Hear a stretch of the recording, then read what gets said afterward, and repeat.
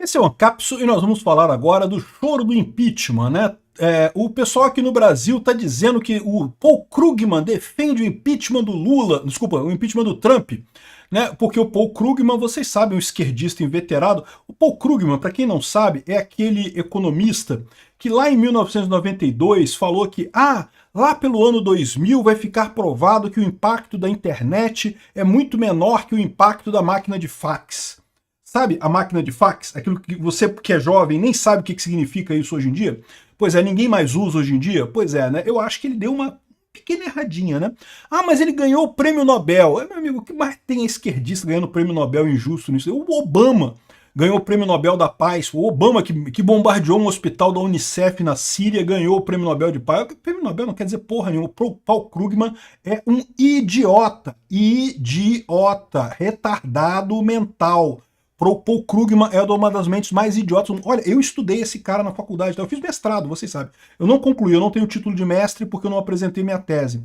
Mas eu fiz o mestrado todo, estudei Paul Krugman pra caralho na faculdade. Digo pra vocês com todas as letras, um idiota. Não tem uma ideia decente esse idiota.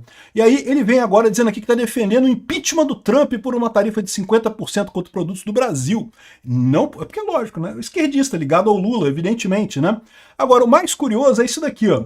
Após tarifaço de 50% de Trump, o Congresso brasileiro já vê caminho para o impeachment do Lula. Porque, lógico, a gente sabe que a culpa disso foram as ações do Lula que jogaram o Brasil em conflito com os Estados Unidos. Vamos entender esse caso aqui, porque tem uma diferença fundamental. Parece as duas coisas, não é um tá pedindo impeachment de lá, outro pedindo impeachment daqui, mas não é a mesma coisa lá não, não é a mesma coisa não, porque lá nos Estados Unidos o Trump tem a maioria, na Câmara e no Senado, maioria com uma certa folga. E lá o impeachment precisa de 2/3 para começar a parada, então não tem como. Você pode até conceber que alguns deputados republicanos votassem contra o Trump num pedido de impeachment dele. Mas teria que ter 1/3 dos deputados republicanos votando contra o impeachment dele para poder ter maioria e conseguir votar, conseguir passar o impeachment lá. Então não vai acontecer. Já o Lula aqui no Brasil, vocês sabem a votação que teve no IOF, né? Já era a votação para impeachment. Essa notícia foi sugerida por Nikita Molotov, Brasil com Lula é só ladeira abaixo e várias outras pessoas. Obrigado aí ao pessoal que sugeriu notícias lá no nosso site, no visãolibertaria.com. E obrigado a você que está assistindo o nosso vídeo. Se você gosta do nosso conteúdo, por favor, deixe o seu like e se inscreva aqui no canal, né? O que eu acho lindo é isso daqui, o pessoal dando ouvido pro Paul Krugman. O Paul Krugman é igual o Piketty. Vocês já viram manchete de jornal dizendo, não, porque o Piketty criticou o Milley, não sei o que lá e coisa e tal. Cara, o Piketty é um comunista, que é a escola de Frankfurt, acredita em coisa marxista. Só a imprensa brasileira, totalmente carcomida pelo marxismo, que tem coragem de citar esse cara. Nem lá na França o cara é citado. Bom, lá na França, pelos esquerdistas marxistas franceses, ele é citado, mas em círculos sérios, ele não é citado por lá. Mas aqui no Brasil, volta mesmo, não, porque o Piketty falou, o Piketty falou, igual o Paul Krugman, o Paul Krugman, a opinião do Paul Krugman, ai meu Deus, que coisa impressionante, é um idiota o cara, um burro pra caralho. Aqui, ó, vencedor do Nobel, já começa o argumento de autoridades nele, né? Afirma que taxação foi megalomaníaca, motivada por motivações políticas. E o Paul Krugman está defendendo o impeachment do Trump, não sei o que lá. Eu quero lembrar para vocês que depois do 6 de janeiro lá nos Estados Unidos, quando o Trump já não tinha maioria na Câmara nem no Senado, ele sofreu um processo de impeachment lá e não passou. Tentaram passar o impeachment lá e não passou. É que tem diferença entre o processo de impeachment lá nos Estados Unidos e aqui no Brasil. Tá? Aqui no Brasil, você precisa de 2/3 da Câmara para começar o processo de impeachment, mas quando você começa o processo de impeachment, o presidente já é afastado. Lembra que aconteceu isso com a Dilma, né? Ela já foi afastada logo no início, então, ou seja, o presidente já se afasta no início, né? E aí precisa de 2/3 no Senado para comprovar o impeachment da pessoa. Essa parte do Senado é igualzinho lá também. Tanto aqui no Brasil quanto lá nos Estados Unidos, você precisa de 2/3 no Senado para concluir o impeachment e declarar a culpa. Qual que é a diferença? A diferença é que lá nos Estados Unidos, para abrir o processo de impeachment, você precisa só de maioria simples. Mas, quando você abre o processo de impeachment, o presidente não é afastado. Ele só é afastado se depois esse processo no Senado for confirmado. Então, essa é a diferença entre o Brasil e os Estados Unidos. Então, aqui no Brasil, é 2/3 na Câmara, mas ele já é afastado. Lá não, é só maioria simples, mas ele não é afastado, então ele continua governando.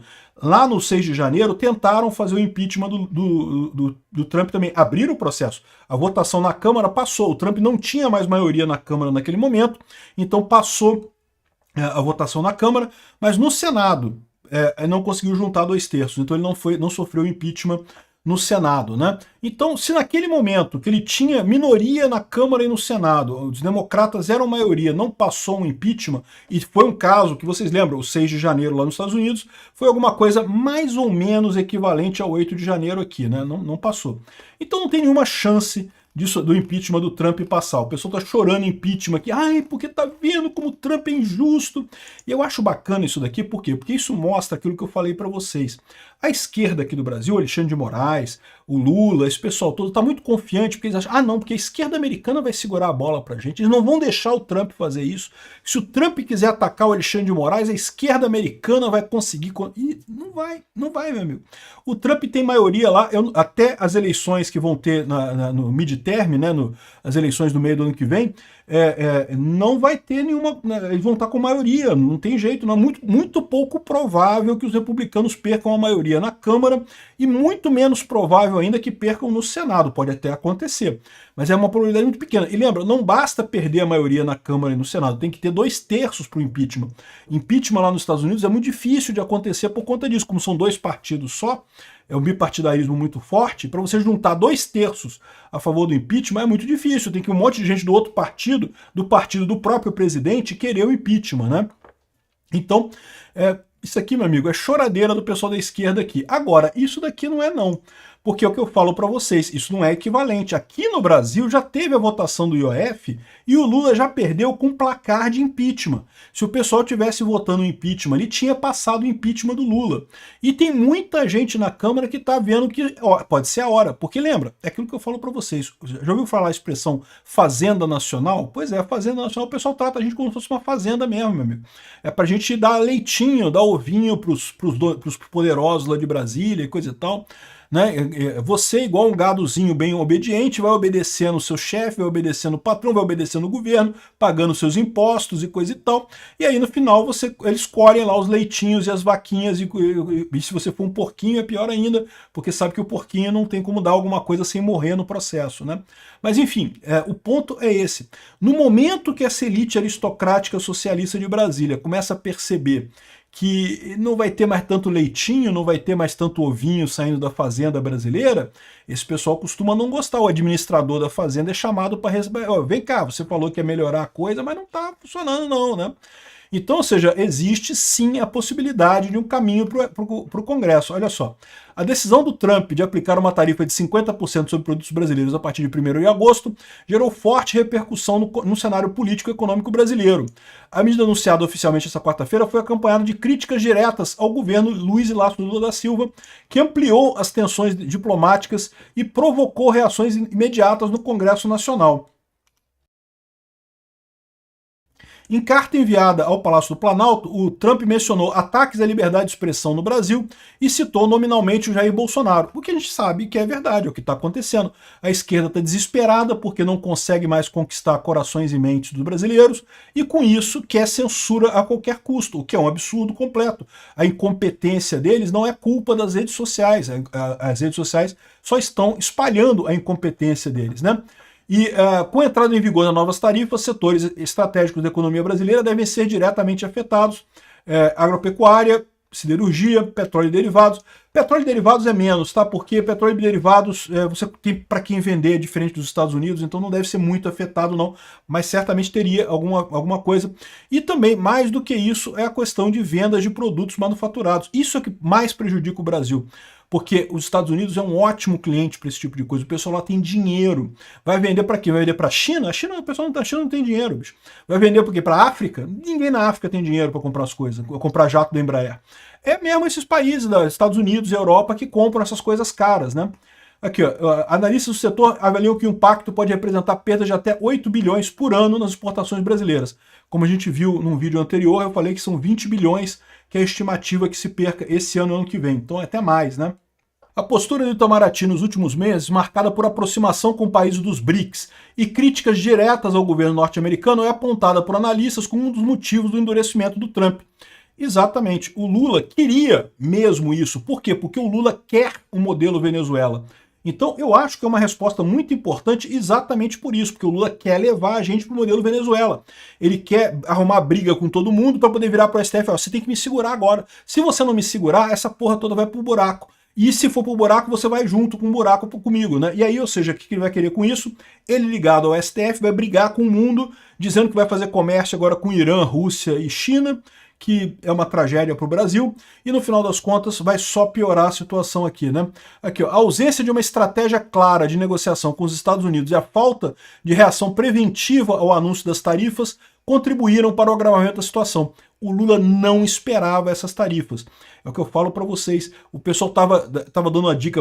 Os americanos que falam com eles queriam manter a bolha. Não, pode bater no... Bate no Bolsonaro, Xandão! Bate nos bolsonaristas, Xandão! Queriam manter a bolha. Que não, tá tudo bem, vai dar ruim não, vai dar problema não. Continua aí batendo no Bolsonaro. Continua censurando as redes. Esse pessoal, o Lula inclusive, o STF, achavam que não ia rolar nada. Achavam que não ia ter nada. Foram pegos de surpresa, estão com as calças arriadas, não sabem o que fazer com a situação, né? Especialistas em relações internacionais veem na medida um sinal político e econômico de retaliação que pode ter desdobramentos mais amplos, especialmente se aliados tradicionais do Brasil seguirem o mesmo caminho. Ou seja, o que eles estão colocando aqui é que o Trump fez a pressão no Brasil e você não pode esquecer que o Trump está negociando com meio mundo para fechar tarifas. E uma das coisas que o Brasil pode exigir, por exemplo, da União Europeia, os Estados Unidos está para fechar um acordo de comércio com a União Europeia e com a Argentina também. Ele pode colocar nesse acordo, olha só, vocês vão retaliar o Brasil também se eu mandar. E aí, meu amigo, a situação do Brasil fica ainda pior, né? O governo Lula tenta evitar o avanço da crise. O cenário, no entanto, é delicado, com forte impacto econômico, repercussão internacional negativa e instabilidade interna crescente. Uma nova crise que apresenta um dos momentos mais críticos do atual governo e reacende com força o debate sobre a viabilidade política de Lula diante de um Congresso cada vez mais hostil. Ou seja, a solução nessa história toda é o impeachment do Lula. Eu acharia ótimo isso. Eu tenho certeza que um Alckmin faria menos mal do que um Lula como presidente do Brasil. É verdade, não seria bom para Bolsonaro. Bolsonaro teria mais dificuldade de enfrentar o Alckmin em 2026 do que enfrentar o Lula. Mas para o Brasil, porque lembra, nós vamos nos fuder nessa história também. Se você é brasileiro, você está achando, lá, se pode aí Lula, se pode aí Lula. Não vai ser só o Lula que vai se fuder não, tá? A gente vai se fuder aqui também no Brasil, tá? Eu inclusive, tá? Não estou tirando minha cara, não tô me tirando dessa história não. Todo mundo que está no Brasil depende da economia brasileira e todos nós vamos nos ferrar. Qual que é a maneira mais fácil de resolver esse problema? Impeachment do Lula, aprovação da anistia e pronto, resolvido o problema. 2026 vai ter o Alckmin contra o Bolsonaro, uma briga muito mais justa no final das contas, né? Com a mudança da janela de Overton, o Bolsonaro representando a direita, o Alckmin representando a esquerda. E é isso aí, e vida que segue. Vamos ver quem é que vai ganhar essa eleição em 2026. Obrigado por assistir o vídeo até o final. Além de curtir, compartilhar e se inscrever no canal, considere se tornar patrocinador com valores a partir de R$ 1,99. Clique no botão Seja Membro abaixo para saber as condições e vantagens de patrocinar o canal. Mais informações sobre o nosso projeto, visite nossos sites indicados na tela.